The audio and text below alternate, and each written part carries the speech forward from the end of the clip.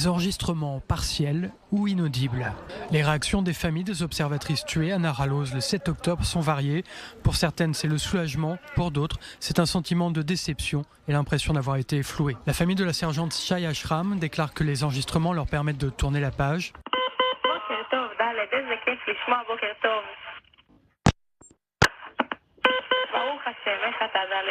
Nous avons entendu la voix de Shai. Nous l'avons entendu parler de sa dernière garde, le matin du vendredi 6 octobre. Pour le père de la soldate Hadar Cohen, assassinée le 7 octobre, c'est une immense déception. Il a fallu attendre plus d'1 an pour entendre sa fille. Il n'a pas été informé que sa fille ne figurait pas dans l'enregistrement. La totalité de la garde d'Hadar Cohen n'est pas incluse dans l'enregistrement. Nous avons reçu des enregistrements du matin du 6 octobre jusqu'au soir et c'est tout. Hadar était de garde de 20h à minuit. Et Eyal Eshel, père de Ronnie Eshel, est convaincu de son côté que l'armée cache des choses aux familles.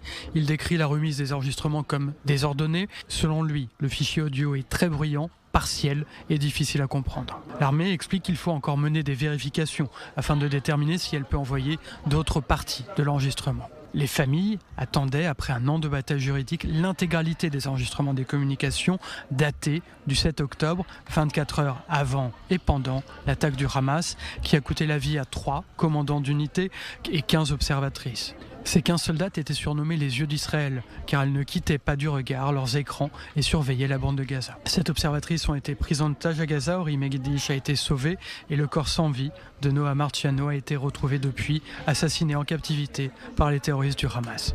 5 autres jeunes femmes, Liri Albag, Karina Ariev, Agam Berger, Nama Levi et Daniela Gilboa, sont encore dans les geôles du Hamas.